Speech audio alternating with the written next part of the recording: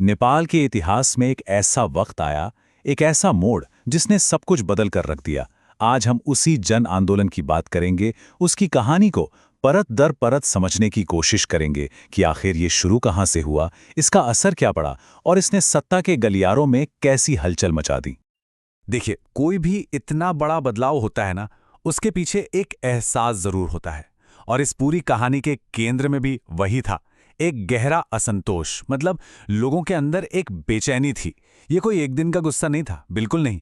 ये तो सालों से अंदर ही अंदर सुलग रही एक आग जैसा था, जिसने आखिर में पूरे देश को अपनी चपेट में ले लिया। तो चलिए अब इसके कारणों पर आते हैं। आखिर ये सब शुरू क्यों हुआ, इस विद्रोह की जड़ें कहाँ थीं? सबसे पहले आइए इसको समझते हैं। तो सवाल ये है कि आखिर हुआ क्या था? क्यों लोगों के सब्र का बांध टूट गया? ऐसी कौन सी चिंगारियां थीं जिन्होंने इस आग को इतना भड़का दिया? इसके पीछे ना आमतौर पर 3 बड़ी वजहें मानी जाती हैं। तो ये जो गुस्सा था, इसके 3 मेन पिलर्स थे। सबसे पहला, करप्शन, भ्रष्टाचार, जो सिस्टम में आप समझिए दीमक की तरह लग चुका था और आम आदमी की जिंदगी मुश्किल होती जा रही थी। दूसरा कारण था युवाओं में फ्रस्ट्रेशन, देश के यूथ में, जिनके पास डिग्री तो थी पर जॉब्स नहीं थे, भविष्य अंधेरे में लग रहा था उन्हें।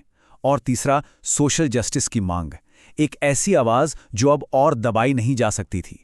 तो जब ये तीनों चीजें एक साथ मिल गई ना, तो बस एक विस्फोटक माहौल तैयार हो गया। अब देखिए, जब इतने लोग इतने बड़े स्केल पर सड़कों पर उतर आते हैं तो जाहिर सी बात है, देश तो बदलेगा ही। तो चलिए अब आगे बढ़ते हैं और देखते हैं कि इस पूरे मूवमेंट का नेपाल पर असर क्या हुआ, इसका परिणाम क्या निकला। इसका असर आप सोचिए एक लहर की तरह फैला। एक के बाद एक चीज हुई। स्टेप 1, पॉलिटिकल माहौल पूरी तरह से बिगड़ गया, एक पावर वैक्यूम सा बन गया। स्टेप 2, जब पावर कमजोर पड़ती है तो सड़कों पर हिंसा और अनार्की मतलब अराजकता फैल जाती है। और स्टेप 3, जब आम जनता ने ये सब देखा तो उनका रिएक्शन और भी तेज हो गया और इससे सिचुएशन एक बिल्कुल नए मोड़ पर पहुंच गई।